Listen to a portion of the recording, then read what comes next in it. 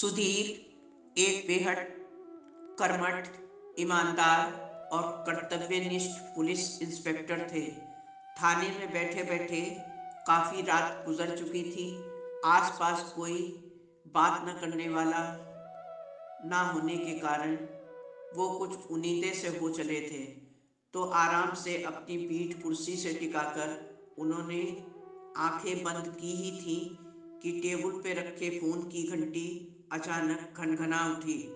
सन्नाटा होने के कारण फ़ोन की घंटी की आवाज़ से इंस्पेक्टर सुधीर एक पल को चौंक उठे, लेकिन दूसरे ही पल उन्होंने रिसीवर कान से लगाकर पूछा, हेलो, कौन?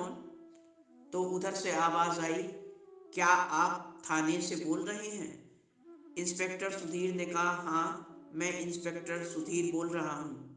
आप कौन? क्या चाहते हैं आप? इतनी रात में फ़ोन क्यों किया?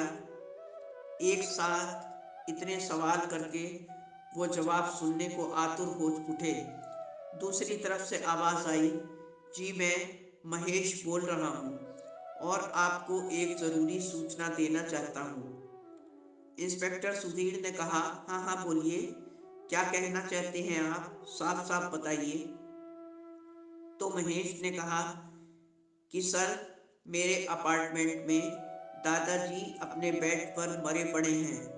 उनकी उम्र लगभग 75 साल है और अभी अभी मैंने डॉक्टर को बुलाया था तो डॉक्टर ने डिक्लेयर किया है कि वो मर चुके हैं।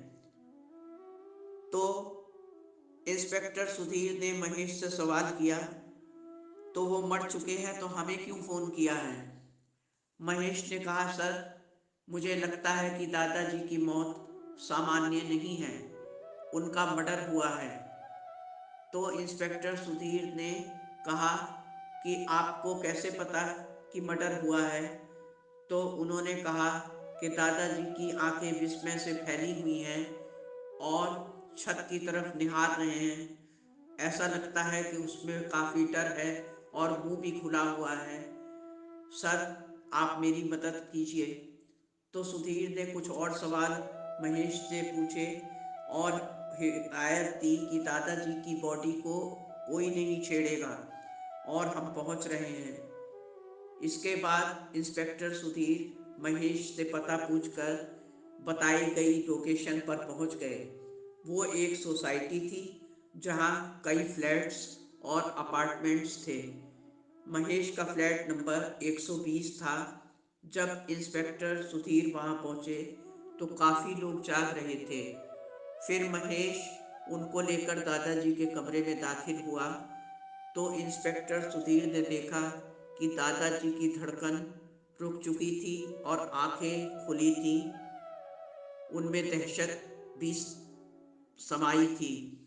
इंस्पेक्टर सुधीर समझ गए कि ये सामान्य मौत नहीं है। फिर उन्होंने महेश से पूछा, आपको कब और कैसे पता चला कि दादाजी मर चुके हैं? महेश बोला कि सर, मैं यहाँ नहीं रहता हूँ, काम के सिलसिले में अक्सर बाहर ही रहता हूँ। मेरे माँ बाप बचपन में ही गुजर गए थे। दादाजी ने ही मुझे बहुत लाड़ दुलार से पाल पोस कर बड़ा किया और पढ़ा लिखा कर मुझे पैरों पे खड़ा किया है। घर की और दादाजी की देखभाल के लिए मैंने एक स्त्री को रखा हुआ है। वो घर का कामकाज और दादाजी की भी देखभाल करती है। उसका नाम चंदा है। उसी ने मुझे फ़ोन करके बताया, इसलिए मैं दौड़ा दौड़ा चला आया और यहाँ पहुंचकर कुछ संदिग्ध हालत में दादाजी को देखकर मैंने तुरंत आपको खबर दी है। फिर सुधीर ने महेश से पूछा कि क्या आपको किसी पे शक है? तो महेश ने कहा, जी हाँ, मुझे सामने वाले फ्लैट के विनोद पर शक है, जो कि फ्लैट नंबर 123 में रहते हैं। इंस्पेक्टर सुधीर ने महेश से सवाल किया कि ये बात आप किस आधार पे कह रहे हैं? तो महेश ने जवाब दिया कि सर, विनोद की लड़ाई दादाजी से बहुत होती थी। हो सकता है रंजिश में उन्होंने दादाजी को मौका देखकर मार डाला हो। फिर इंस्पेक्टर सुधीर फ्लैट नंबर 123 में जा पहुंचे तो उन्होंने विनोद से पूछा, फ्लैट नंबर 120 में जो दादाजी रहते थे, आपकी उनसे क्या रंजिश थी? क्यों आप दोनों में अक्सर लड़ाई होती थी? आपको मालूम है कि उनका मर्डर हो चुका है? तो विनोद ने कहा, सर, मेरी उनसे कोई रंजिश नहीं थी, लेकिन उनके इंटरफेयर की वजह से अक्सर मेरी उनसे लड़ाई हो जाती थी। तो इंस्पेक्टर सुधीर ने कहा कि कैसा इंटरफेयर? तो विनोद बोले कि साहब, हम अपने घर के अंदर कुछ भी खाए पिए, किसी को क्या लेना देना। दादाजी ने हमारी बहुत लाइफ में इंटरफेयर कर रखा था, क्योंकि उन्हें नॉनवेज से परेशानी थी। हमारे यहाँ जब भी नॉनवेज खाना पकता, वो हमसे लड़ने लगते। आप ही बताइए सर, क्या हम पड़ोसियों की वजह से खाना पीना छोड़ दें? लेकिन ये मुद्दा ऐसा भी नहीं है कि मैं उनका मर्डर कर दूं।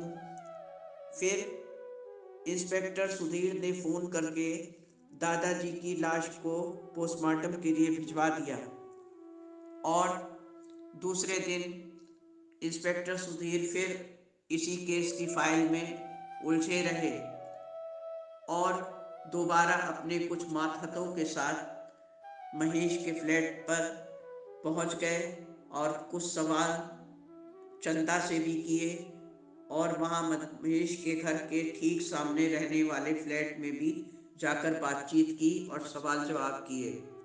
उस फ्लैट में अजय अपने फैमिली के साथ रहते थे। अजय से भी काफ़ी पूछताछ करके वो वापस थाने लौट आए और उन्होंने कुछ सूत्र इकट्ठे कर लिए थे।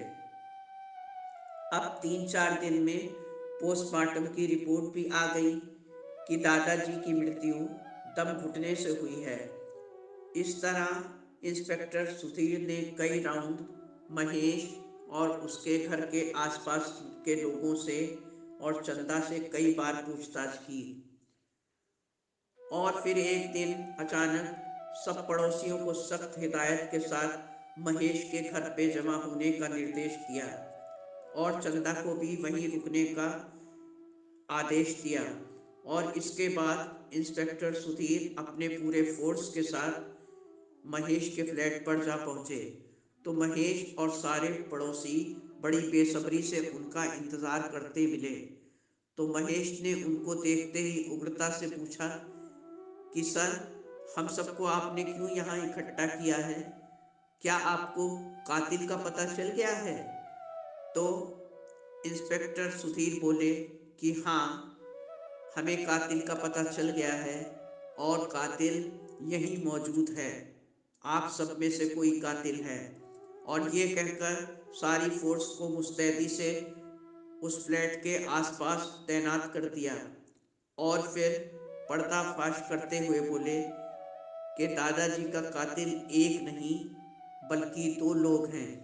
और इतना कहकर इंस्पेक्टर सुधीर ने अजय, जो महेश के फ्लैट के सामने रहता था, उसे जल्दी से हथकड़ी लगा दी और उनके इशारे पर महिला कांस्टेबल ने चंदा को हथकड़ी लगा दी और उन दोनों को गिरफ्तार कर लिया। सबका मुंह ताज्जुब से खुला का खुला रह गया कि ये दोनों कातिल हैं, मगर कैसे?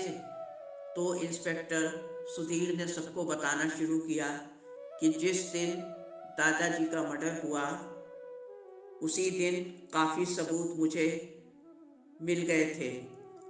अजय के घर जब मैं पूछताछ के लिए गया तो उनकी डस्टबिन से मुझे नींद की गोलियों के रैपर मिले और फिर मैंने नज़र बचा के वो रैपर अपनी जेब में डाल लिए।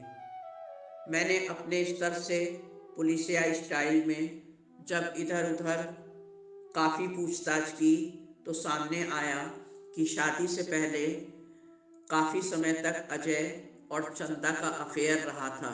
जब वो दोनों कुंवारे थे तब ये दोनों कहीं और रहते थे, लेकिन बहुत चाहने पर भी इनकी शादी अलग अलग जगह हो गई। फिर अजय अपनी फैमिली के साथ इस फ्लैट में आ गए और दादाजी और घर की देखभाल के लिए महेश भी कुछ समय पहले ही चंदा को यहाँ ले आए। तो फिर आमने सामने घर होने के नाते इन दोनों का आमना सामना हुआ तो इनका पुराना प्यार फिर से जाग उठा। इनके मिलने में सिर्फ दादाजी ही बाधा थे। महेश काम के सिलसिले में अक्सर बाहर ही रहते थे, इसलिए ये दोनों मिलकर दादाजी को और अजय अपनी वाइफ को नींद की गोली देकर महेश के फ्लैट में रोज रोज मिला करते थे। एक बार दादाजी ने रात को दूध नहीं पिया जिसमें नींद की गोली मिलाई गई थी। इस बात से तो वो अनभिज्ञ थे, लेकिन आज उनके पेट में दर्द था। चंदा उनकी शिकायत महेश से ना कर दे, इसलिए उन्होंने चुप्पे से दूध फेंक दिया। और रात में 3-4 बजे कुछ आहट होने पर जब वो अपने कमरे से बाहर आकर इधर उधर दूसरे कमरों में देख रहे थे तो उन्होंने एक कमरे में चंदा और अजय को आपत्तिजनक हालत में देख लिया। ये बात चंदा और अजय ने भी देख ली। अब चोरी पकड़े जाने पर दोनों डर गए कि दादाजी कहीं महेश और अजय और चंदा के घर वालों से ये सब ना बता दें।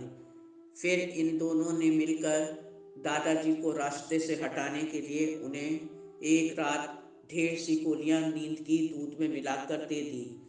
दादाजी ने उस दूध को पीने से इनकार कर दिया तो इन दोनों ने उनके मुंह पर तकिया रखकर जबरन उनको मार डाला और सारे सबूत मिटाकर महेश को चंदा ने फोन कर दिया कि दादाजी को अचानक न जाने क्या हो गया है। अब चंदा और अजय के पास कहने के लिए किसी से कुछ भी ना था, क्योंकि इस मर्डर केस की गुत्थी पूरी तरह सुलझ चुकी थी और दादाजी की मौत की पहेली के राज का पर्दाफाश हो चुका था। फिर चंदा और अजय को अग्रिम कार्रवाई के लिए इंस्पेक्टर सुधीर ने जेल भेज दिया। दोस्तों, उम्मीद है कि ये कहानी आपको अच्छी लगी होगी। चैनल को सब्सक्राइब और वीडियो को लाइक करना ना भूलें। आपका जीवन मंगलमय हो। धन्यवाद।